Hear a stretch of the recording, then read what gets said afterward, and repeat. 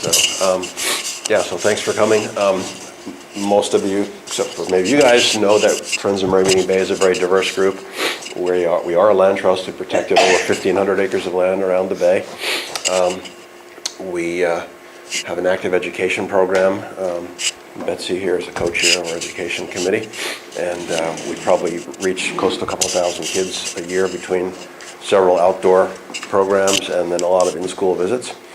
And we have actually, since you came up with Rock, Rock and Ann have done a lot of our taxidermy in the library next door. We can let you in. Yeah, we can let you in afterwards, and you can see some of the critters. So we do critter visits, and we take those in, and kids, it's sort of like walking into a school hallway with a vacuum cleaner. The kids just kind of suck out and want to see get close to the otter or whatever, So, and then we do a bunch of research, cutting edge research often. At the moment we don't have a project, but we're working up to a carp project. Carp are an invasive species that actually a lot of people feel are responsible in large part for the extreme turbidity in the bay. And they were introduced a long time ago, and because the bay is a very closed system, and there's a map of the bay right there, and sort of midway down the bay on the right there's the Narrows and it goes down the Kennebec, but so that it's sort of blocked by the chops there. And then we did a study that looked at circulation patterns in the bay, and it's really hard for water to get out. So you combine that with some winds, and we then throw in some carp, and suddenly you have really turbid water, and the light can't get to the submerged vegetation. The productivity goes down for the fish, and probably for the waterfowl. So, and then we do a bunch of advocacy work, and we've been very involved this year with initially a lawsuit against the state to reopen the St. Croix River to river herring. The legislature a few years ago just said no more alewives in the St. Croix, and they block a key fishway there, and so that's still in process and in round 2, and we're talking to the EPA right now about sort of a round 2, round 3, and then we're also in court for a couple of years now over incidental take of Atlantic salmon. There's a listed species, endangered species list, and suing the 4 dam owners of the lower 7 dams on the Kennebec and the Androscoggin rivers for take. They don't have a take permit yet, which would allow them incidental take, so that would mean that any fish they kill going through the turbines, or in fact blocking the fish from upstream passage, that's all considered take. So we've been lucky to partner with some national groups to kind of bring the money in to do that. And so those are our big things right now. We just finished up last year a huge purchase of a piece of land over in Dresden. It's on the cover of the newsletter that's right there. The Dresden Falls Archaeology Site, or Huglet property. And it's known as, it's probably the most significant prehistoric archaeological site in the state. And it's good for wildlife ecology as well. There's a bunch of rare plants there. So anyway, and then we do these things. We do membership activities, and we have a speaker series in the winter and summer outings as well. So we're a little bit unorganized tonight. Zach had some printing he was going to bring from Staples, printing of the slides, and the job didn't get done in time. So fortunately, we had a little projector down in the office. We went down and got that, so it's all in PowerPoint. I also left home forgetting our sign-in sheet. But it's easy because most of you remember, so it's sort of a homemade thing here. Just sign your name if you're a member, and then if you're not, you can give us your address and phone number, email, stuff. That'd be great. This costs us about $800 a year to put on, so we ask for if you'd like to be eligible for a nice donation from Patagonia down in Freeport. They donate this for a door prize raffle. The odds are really good tonight.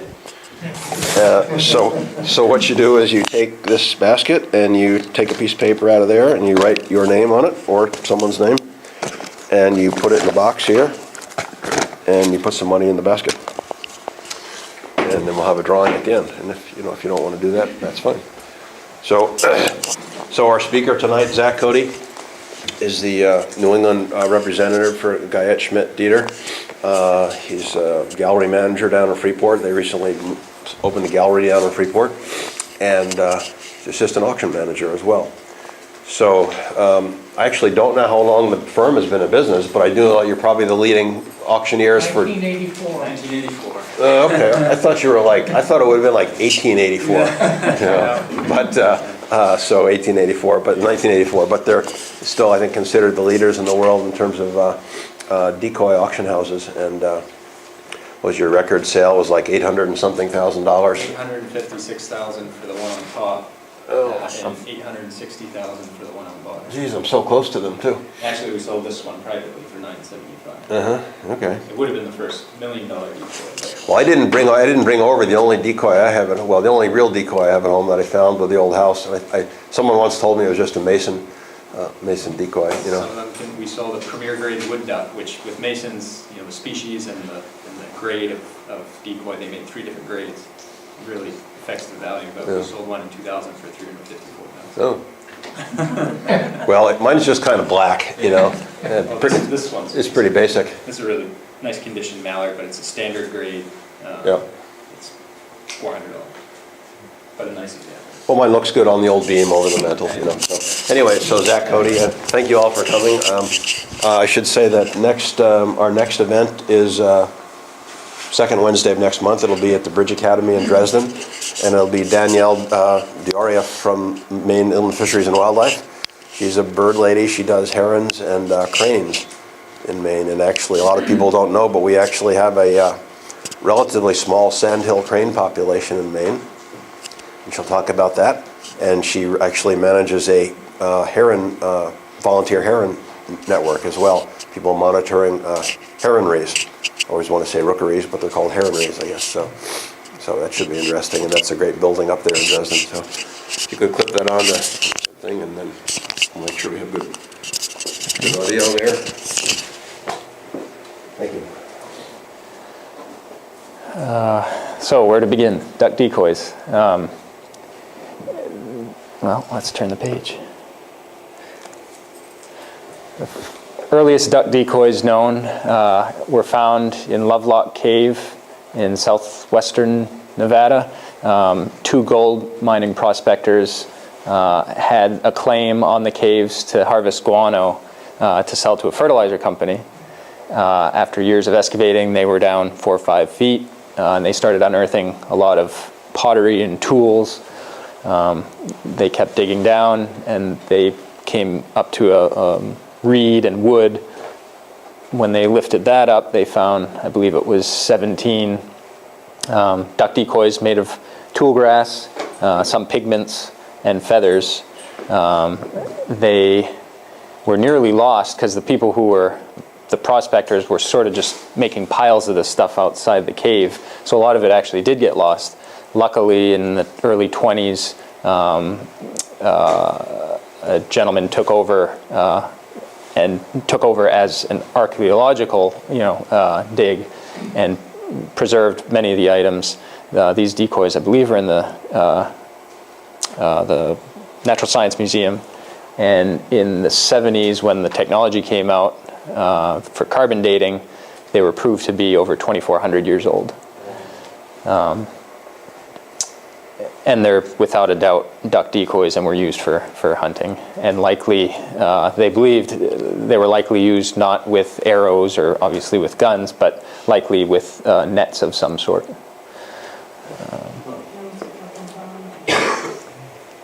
Zach, would there have been decoys found over in Europe or Asia that would predate?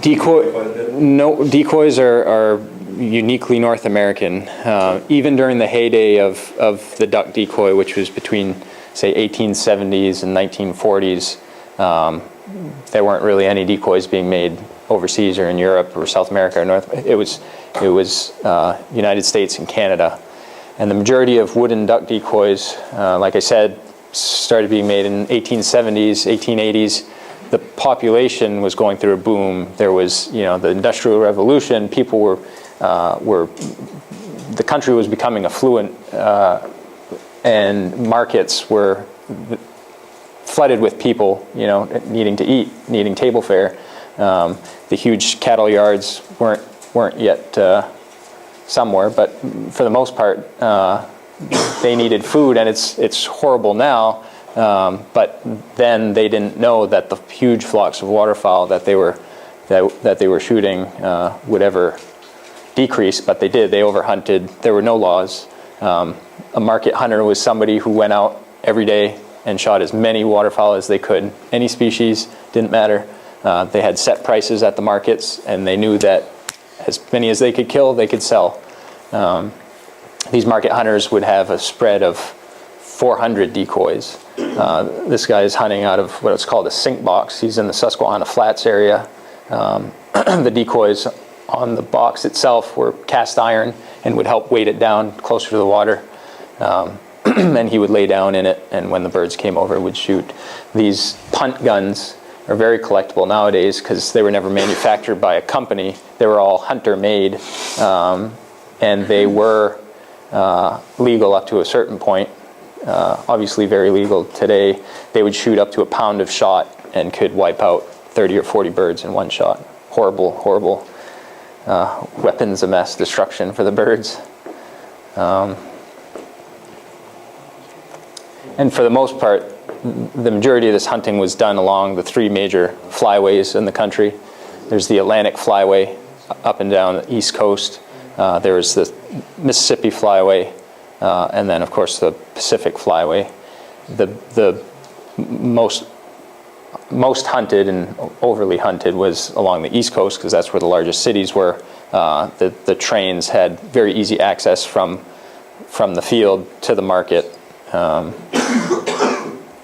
And the birds there were a lot of them.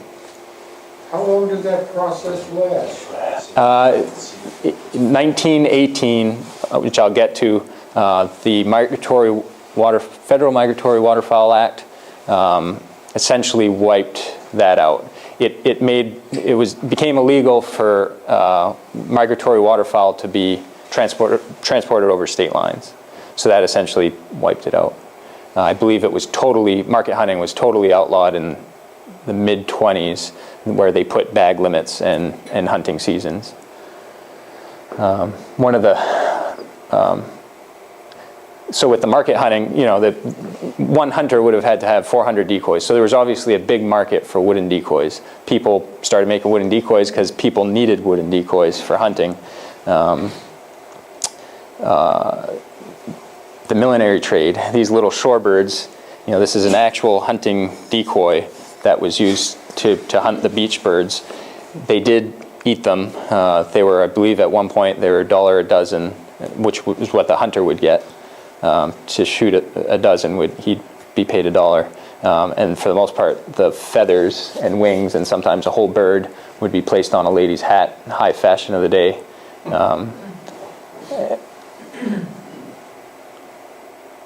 Today, it's horrible today because some of the species were actually hunted to extinction. And it's very, very sad, but I guess they didn't know what they were doing. It says live decoys up there. I believe it was right around that same time, 1918, 1920. Before that, you were allowed to use live decoys, which there probably would have been a lot more wooden ones had that never been a thing, but a person would raise the ducks, would train them to not fly off, to be used to the guns, and they would actually set them out without any wooden decoys, and they would swim around and quack, and the live birds would come in, and the hunters would take them. And there's a guy with a live decoy on his head.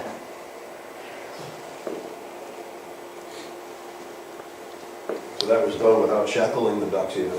There were some ducks weren't as well trained as others. They did their patents on these things, many different patents, and they were sold in the same sporting good catalogs as a lot of these decoys were. And they would essentially tether the leg to the sand or the marsh or wherever they were hunting.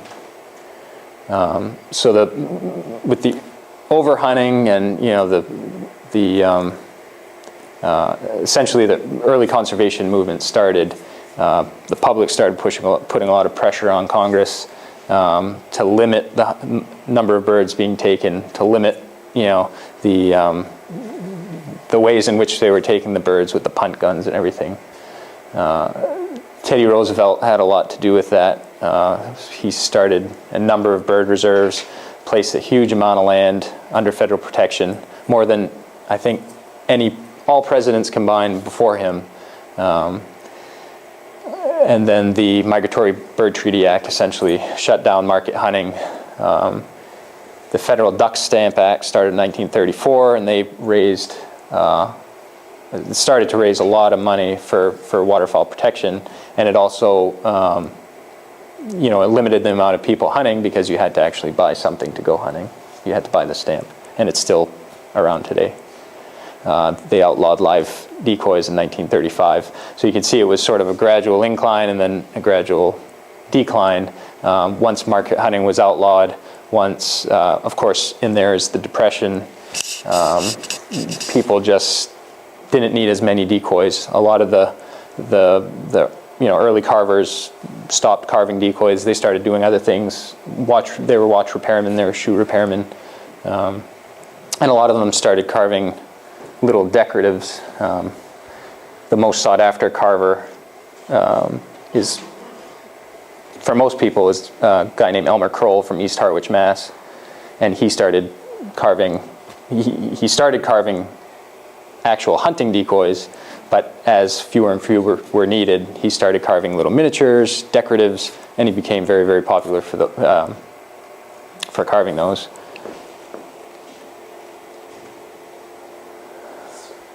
So the Mason Decoy Factory was the largest decoy factory in the country. They sold through a number of different sporting publications. They're essentially mail order.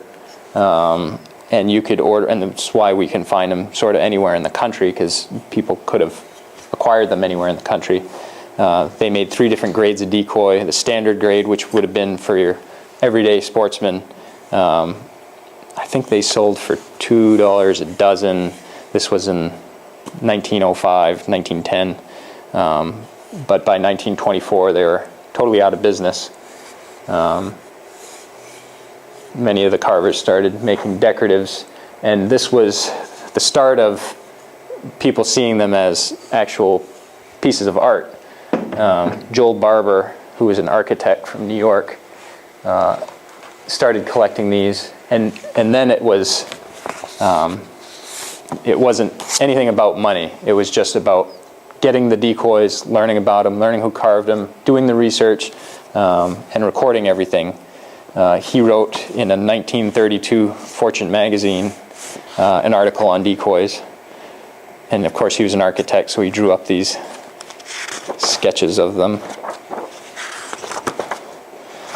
So the collecting sort of started right when the actual carving and use of the wooden decoys started to decline. Museums started featuring them.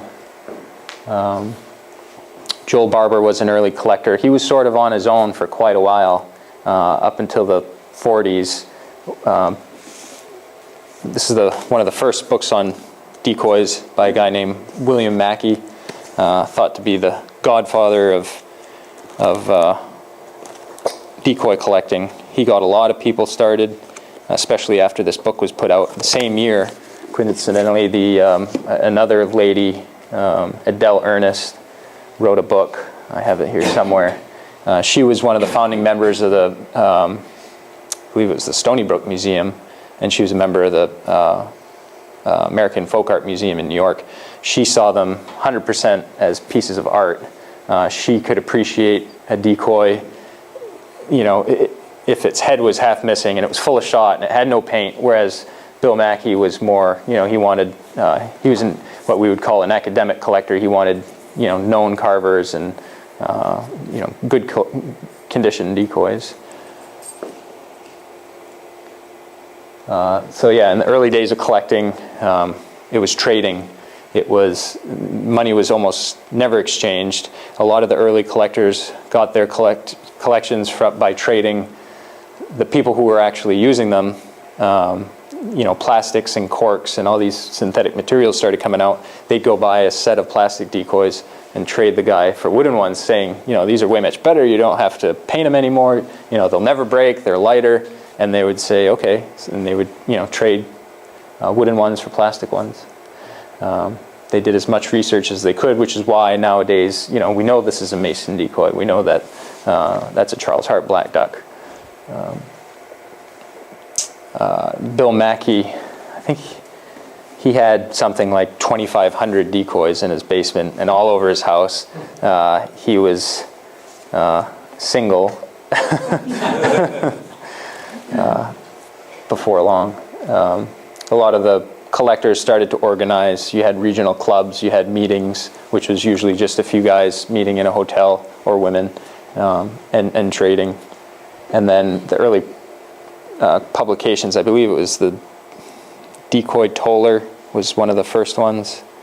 But you started to see quarterly publications where people from all over the country started, rather than have these regional clubs, it was a way for somebody from Illinois to learn about a Maine decoy, let's say.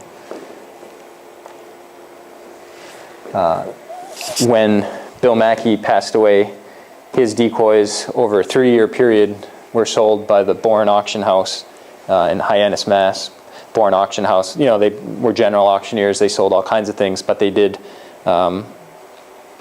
decoy-specific auctions because they had such a big supply. And that was in 73 and 74. And that's when really the price structure started. These were, you know, you couldn't go to the auction, trade 12-year decoys for one. You had to pay money for them. And this curlew by Bill Bowman, Bill Bowman's believed to have been from Bangor, Maine, and Lawrence, Long Island. It's hollow carved. It's one of the only ones known. It was Bill Mackey's favorite bird. It sold for $10,000 in 1973. People in the audience thought the guy who bought it was absolutely crazy, out of his mind. He'd never make his money back. But it really opened people's eyes up to decoys, you know, that it was a serious collectible. So investment quality decoys, or the decoys that bring those crazy prices, for the most part, it's gonna be decoys in as close to original condition as you can get. The mallard there, you can see, has a little bit of wear, whereas this yellow legs is essentially mint condition, and it's an amazing example by its maker, and it's in a collection in northern coast of Maine today. But for the most part, the different regions, like I mentioned, the flyways, the most collectible or sought after decoys are going to be the ones by the gentlemen who started their region's style, I guess I should say. The Havre de Grace style in the upper bay of Maryland is thought to believed to have been started by the Hawley family. John Hawley started carving decoys. His mind's eye created a decoy, and many, many contemporaries after him and people who are still carving today, basically the general same shape, same carving techniques. So Madison Mitchell decoys, you know, carved in the 60s and 70s, are going to bring much less than the Hawley decoys because John Hawley actually created that style.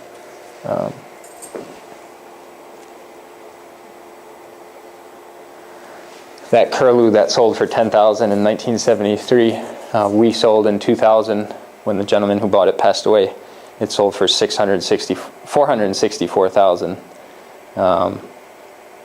This one, which belonged to Adele Ernest, who was the early collector, a folk art collector, she passed away. We sold it in '93 for $192,000.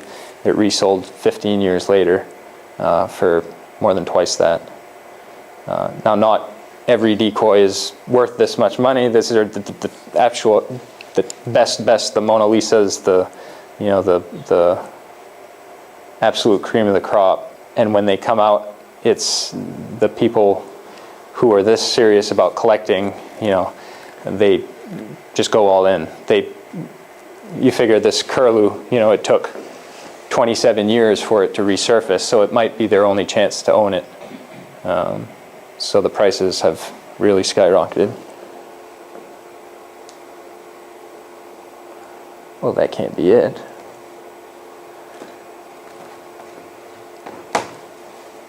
Any quick questions before I keep going? Were those valuable ones, for example, were those all working decoys? All working decoys. That's what's so amazing. I mean, these things were never made to be, well, I shouldn't say never. The really collectible ones are the ones that were made to be hunted.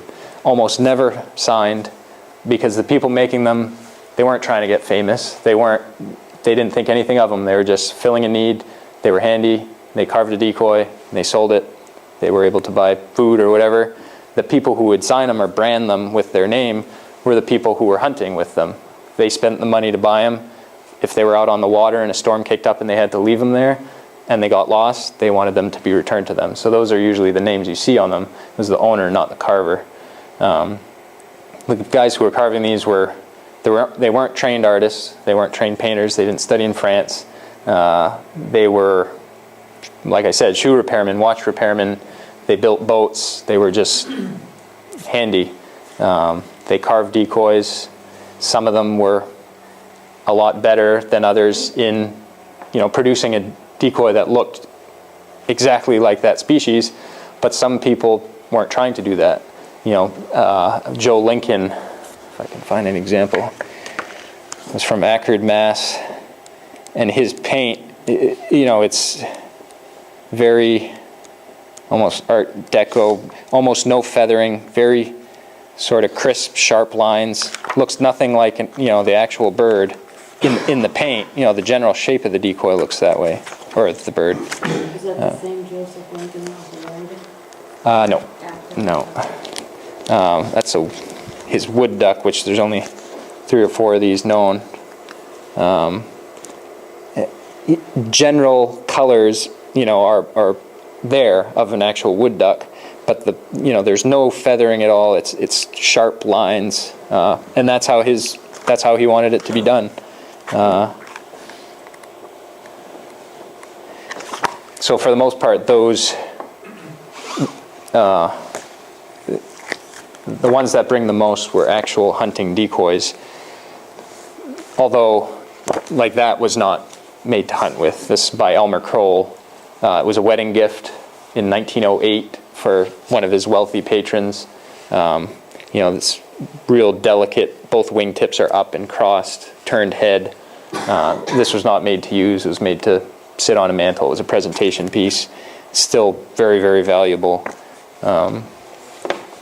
But for the most part, the working decoys are the most collected. So what species have gone extinct before decoys from the Eskimo curlew is one? Eskimo curlew, the passenger pigeon. The passenger pigeon was thought at one point to be the second most abundant species on the planet after the African locust or something, and there's not one left on there. It's pretty amazing, and a lot of it was, they believe, not necessarily just from hunting, because they did hunt them, but from just the habitat destruction. The decoys that remain from those are quite valuable, right? Yes, yeah, because, well, they sort of tell a story, that, there are some pretty negative things, with overhunting, and I don't ever like to use those pictures, but, there are pictures of markets with piles the size of this building of animals, and it's horrible. But yeah, for some of the decoys, say for Eskimo curlew, you can certainly date it to a certain time period, because at a certain point there were no more, so there would have been no reason to have that decoy. Didn't one of those sell for huge money? Yeah. A lot of them are from Nantucket or Cape Cod or the East Coast, because that's where a lot of the real ones were coming from, like golden plover, pretty much only Cape Cod. I'm trying to think, Eskimo curlew. We sell quite a few of them. Yeah. Will you comment on the hollow body construction? Yes, yeah. Decoys, and were there solid body constructions? Yep. And Different regions of the country, like the Maine School of Carving. When I talked about the Hawley family and Madison Mitchell and having contemporaries of people who started a style, with Maine you don't see that. I've always said, because it's the Maine mindset. If I saw that Joe carved a rig of decoys and they were great, I wouldn't try to buy some from him or ask him to carve me some. I'd say, hey, those are nice decoys. I'm going to carve some myself and they're going to be better than yours. And I would carve them, you know, in my own style. I wouldn't copy you. But in Maine, you do have common characteristics. You have the inlaid head, which was, for the most part, unique to Maine. There's some Long Island decoys that are inlaid, but you would have taken the body and you would have carved a recess into it so that the neck would have fit inside of that recess, would have made a slightly stronger connection. And if the neck ever broke, which many would, you could just, you know, take that off and put a new one in. But the construction techniques change depending on where you were hunting or how you hunted. Most decoys from New Jersey, hollow carved. Almost no Maine decoys are hollow carved. You needed a heavy decoy, you know, for the big swells and big tides and, you know, the rocks and everything else. You needed a big sturdy decoy to be weighted down in high winds and high waves. Whereas in, say, the Delaware River region, the way they hunted was on sneak boats. I guess sort of like here in the bay. You would have a spread of decoys, and the decoys, almost many Delaware River decoys have almost no neck. The head's real low. It's a relaxed position for the live duck. So the decoys had to not only attract the live birds into the spread, but the way that they were hunting, the birds had to land and feel comfortable enough within the decoys that they wouldn't fly away while you were sneaking down in your boat to get them. So that, you know, but you would never see that, say, in a California decoy, because that's not how they hunted.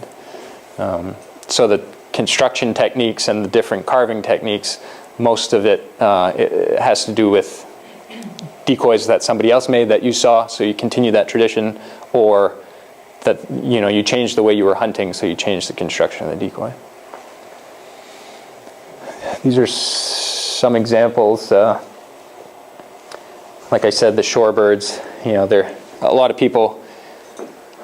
Most people are real serious about decoys. Well, the majority of people who collect decoys aren't, you know, they don't have whole rooms full of decoys. They buy some to decorate with, or to, you know, to sort of give a look to a house or a camp.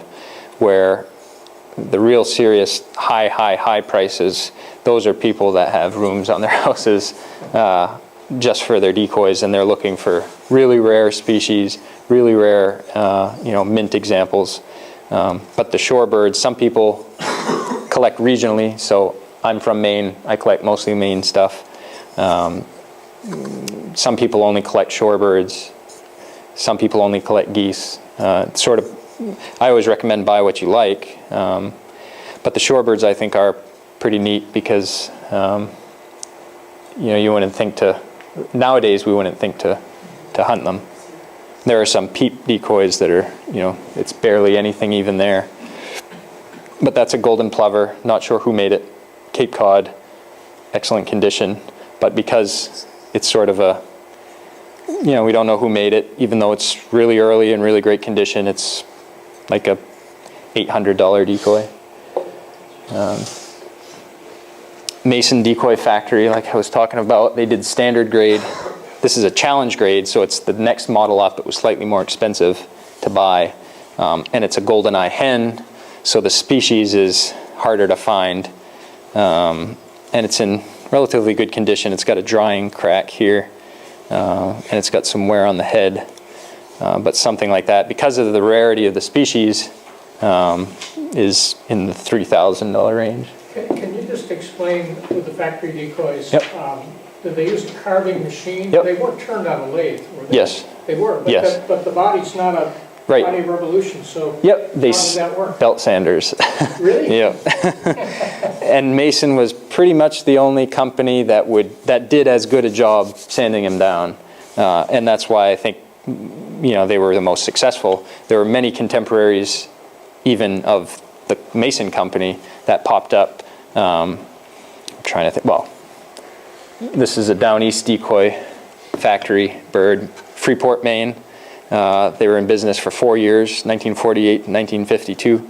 It's a pintail. They're pretty hard to find. I mean, they're not, this is a best I've ever seen pintail. It's hollow carved. They did solid body and hollow carved decoys. But this example you can have for, you can find them for $400. So they're important to our area. They're important to me because I like Maine stuff.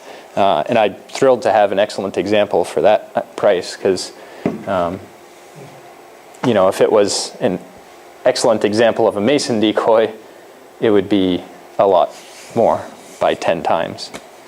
But you can see how they didn't sand down quite as much. But for a factory decoy, they did, it's hollow carved. They carved in the raised wingtips here. They did it in swimming pose. The mason decoys, that's, they never did turned heads. They never did swimmers. They never did any type of different style. I mean, other than the 3 grades of decoys. So for the down east to have done it, I think is pretty neat. On a hollow carve, how thin is the shell usually?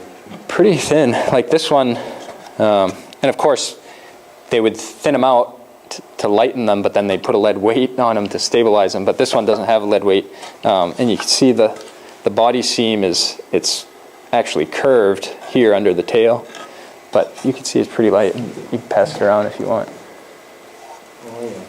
And there are some that are much lighter than that. The rest of them are actually all solid carved. This is a pair of canvas backs from George Sewell's company, made for LL Bean. We see a lot of these. A lot of them were used right here. Not canvas backs. These wouldn't have been used here because there aren't any of that species, but they were made out of cork. He always made cork decoys. People loved them. They worked well up here. But they were mass-produced by the tens of thousands. So you can find them, 1960s vintage, 1970s. They bring between 60 and 100 a piece. For a new one today, going down to LL Bean, they're 80 or 90. So they haven't gone up too much in value. But you can see, I'm trying to think. These are sort of just an example of, same species, both eider drakes. One's turned head, one's straight head, but similar paint patterns, but totally different. It was 2 different guys making it. This guy, this was how he saw the bird, and this is how this guy saw the bird. And these are sort of not good examples because they're not all that different. I mean, they are, but there are some decoys that are just totally different, that it's really, you see that these people were, they were just making what they saw, what they believed a good decoy should be. Are the Maine eiders highly desirable? Yeah, I mean, the real early ones are, and the real early ones in original paint are very hard to find. These hunting decoys were tools. That's all they were, So if you were using an axe and it went dull, you would sharpen it because that would make it work the way it was supposed to. For a wooden duck decoy to continue to be to work as it was supposed to, you would have to repaint it, because once this started flaking and stuff, I've never seen a live bird with this type of markings on it, so I would repaint it to patch it up, or I'd fix a broken bill, or I'd fix a broken neck. And collectors today, if they're going to spend money on a real collectible decoy, it can't have much of that or any of that. It's got to be totally original because so many of them were repainted, and there's still repainted decoys that are collectible. It's just that they're slightly less because they're easier to find repainted. They're a Maine eider in original paint. See, it's black and white. Very easy to have, for anybody, the hunter, if he had black paint and white paint, he could have repainted it. So eider decoys are almost always repainted. So what would be the value of the... That one there, $2,500. But we just sold one in the auction last week, recently found in Rockland, in a boathouse. There were 2 of them. The guy purchased them at a auction up there. He kept the best one. He gave us the lesser one. It's the only ones we've ever seen in original paint by this maker, and we sold the lesser one for $30,000. There was one in the window of the antique store up there in Rockland. That wasn't it, was it? No, this one was fresh out of a boathouse, and it was in a Bruce Gamage auction. Buy it? It was in a Bruce Gamage auction. Kind of regretting if I didn't. I underbid the both of them. I know the guy who bought him is a great customer of ours, a good friend, and I wasn't gonna, when I saw him, I said, well, I guess I'm not getting them. But I tried, and he got them, and he doubled his money, plus kept one that's worth $60,000 probably. Were there any women carvers or well-known women carvers? Yep, oh, actually, yeah, or teams of carvers. Someone carving, someone painting? Exactly, yep. Trying to think, the first ones were Robert and Catherine Elliston in Bureau, Illinois. He carved, she painted. She was an amazing painter. He wasn't. And she would paint decoys that other carvers had carved because they knew that she was an amazing painter. Don't believe there were any women carvers, but definitely painters. In that same region, that's the Illinois River region, that tradition was passed down with other couples. Charles Perdue carved the decoys. He did paint some, but the ones painted by his wife always bring more money because she was a better painter. Actually, the one on the cover there, this is a Charlie Perdue mallard hen, preening, very rare, painted by his wife, Edna, and very good original condition. Pretty much Edna's best paint, and that one sold for $181,000.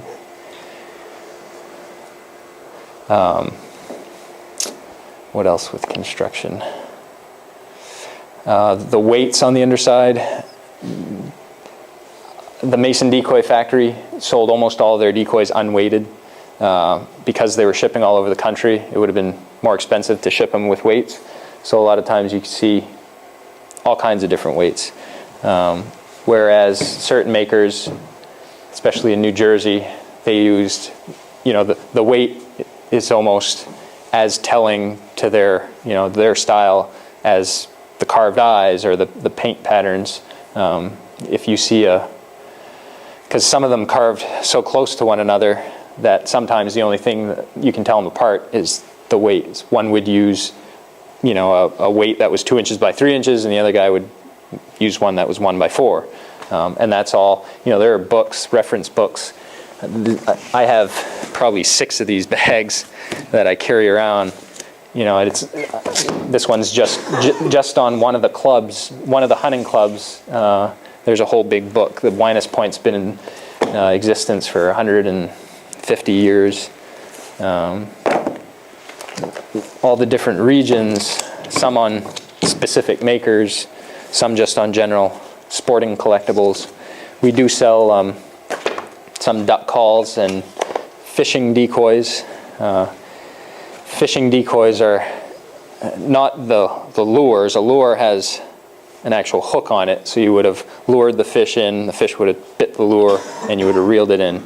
A fish decoy was for spear fishing, which was you were on the ice, you drill a hole in the ice, cover yourself to block the light, and you'd jig with this wooden carved decoy the live fish up to the surface till you could reach it with a spear. Some of those are very, very collectible because they're very early. Fish spearing was outlawed on Lake Chautauqua in, I think it was like 1895 or 1900. So the Lake Chautauqua fish decoys are very, very early. To find them in really good original condition is very rare, and they bring not as much as the duck decoys, but the record, we've sold a couple for in the 30,000 range. So sporting collectibles is I think it's neat because they were never meant to be that collectible. They weren't, Pablo Picasso, he trained, he was marketed and promoted by, wealthy patrons. and his artwork he was famous before he was, while he was still painting. None of these people were famous. I shouldn't say that. The Ward brothers were famous while they were still carving. The Ward brothers, their earlier stuff is always more sought after, more valuable, because in the 60s and 70s, these are a pair of bluebills by the Ward brothers, 1970. These were carved in the style of their gunning decoys, but they weren't made to hunt with. They were famous at this time. There had been write-ups on them. People would travel down to Crisfield, Maryland every year to buy, a pair of different species, and they were always meant for the mantle. So there's still value because of who carved them, but they're not as valuable as the ones that were actually meant to hunt with. Can you talk about Gus Wilson a little bit? Yeah, absolutely. Maine's most prolific maker, Gus Wilson. He's thought to be the most. I love his work because he was a true folk artist. He just happened to make decoys. If he lived in Pennsylvania, he would have carved, something else. Squirrel, I'm trying to think of things that Pennsylvania carvers are known for, but he just happened to carve in decoys, and he did carve other things. He carved a 7-foot tiger. He carved 2 or 3 tigers. He carved some weather vanes, some seagulls to be fence post toppers. But he was a lighthouse keeper on Monhegan Island. He was younger than, I'm trying to think, I think he started lighthouse keeping I think he was 40 or 50. So he was not in his 20s, but he was a lighthouse keeper on an island. So a lot of his decoys, if we find one of his decoys without an imperfection in the wood, we take a second look at it. We think it's a fake because almost every one of his decoys has a big old knot in it, or half the wood's fallen out of the underside. Because he was on an island, he used what he had. He used masts of ships that washed ashore. He used whatever wood he had, and he had all the time in the world. He was a lighthouse keeper. He was sitting up in a lighthouse or in his house. His decoys, he moved to South Portland, where he was lighthouse keeper there, and he changed his style when he moved to South Portland, or not, the day that he moved there, but he gradually changed the way he carved. The decoys that he carved on Monhegan Island are the most sought after main decoys there are. Inlaid head, long, sleek bodies, all kinds of different head positions, open bills, heads that would rock with the waves of the motion, which was his own design. All kinds of different birds with muscles in their mouths, swimmers, preeners, all kinds, which is unique for Maine. Most Maine decoys are straight heads and don't really show much movement, whereas a rig of Gus Wilson decoys would have been alive with movement. Even though the wood decoys would have just been sitting there, you would have had the perception of a live spread of live birds. When he was in South Portland, he came up with a couple more heads that would swivel. He started carving more decorative little songbirds and weather vanes, whirligigs, and that had to do with the fewer and fewer decoys were needed. He carved a lot of decoys, but not when he was on Monhegan. Some of his mergansers that he carved on Monhegan in excellent original paint, they almost always bring over $100,000. But they're still out there, which is neat. Are they all signed? None of them. You can just None tell of by them. the style. Yep, and there are people copying Gus Wilson decoys. There are people copying all kinds of different decoys, but most of the time they're copying, especially when it's a real valuable one, when it's a preening merganser from his Monhegan style, they're not carving from the real thing in their hand because there's so few of them. They're carving from a photo. They always get something wrong because it's hard to carve a 3D object looking at a 2D photo. Gary Guyette, one of the owners of the company, he owns a merganser that was carved in Nova Scotia. He was a picker in the 70s, and he bought it then for $75 or something, and it's absolutely exquisite. It's amazing. This 1/8 of an inch carved crest, wooden crest that goes all across the top of the head, and it's I've copied a lot, and some of them have gotten pretty good, but what they don't know is the carved crest at one point came down all the way to the back in a graceful little point, and none of them have the complete crest. His is broken, and it's been broken straight across, so it looks like that's how the carver meant it. But so that it's 100% original paint, but that where it broke, there's obviously no paint there, and all the fakes have it painted, and the undersides are painted, which almost no Nova Scotia decoys have painted undersides. So it's tough to fool the. I don't want to say me. It's tough to fool the people that are handling tens of thousands of decoys, because there are certain characteristics of old paint that you can't copy. People don't paint with lead paint anymore. I was just going to bring up the story about Gus Wilson, and after his wife passed away. Mm-hmm.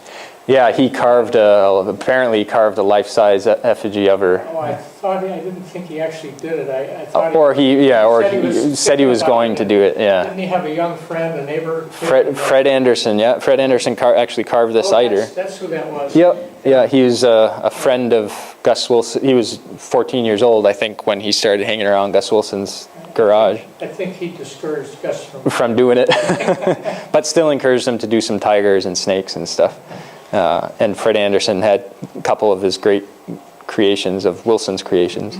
And surprisingly, Fred Anderson carved in his own style. I mean, he did the carved eyes like a Wilson, but for the most part, the body and the head attachment stuff was his own style. He didn't carve Wilson, even though he learned how to carve from him. The old one is more life-size, right? Eiders are big birds, and most decoys from Maine, even if the live bird wasn't that size, they almost always made them big because you were hunting for sea ducks anyways, not in the bay.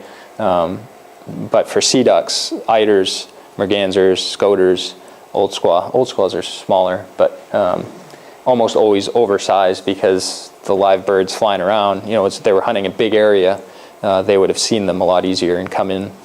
There are some eider decoys that are like almost 4 feet long and 15 pounds. It's amazing that I can't imagine they had more than 6 of them, because you couldn't have got them out there.